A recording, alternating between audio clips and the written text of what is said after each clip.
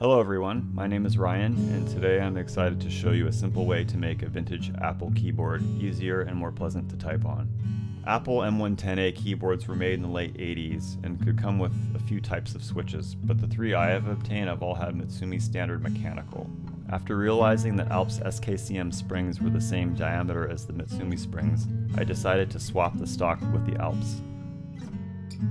I also lubed the sliders as well since I had the switches open. I feel this mod is relevant since the keyboard has a nice form factor, is well built, and isn't too hard to get a hold of. After putting the board back together, I tried it out and recorded a few minutes of typing on both modded and stock versions of the Apple M0110A. Please enjoy, and thanks for visiting.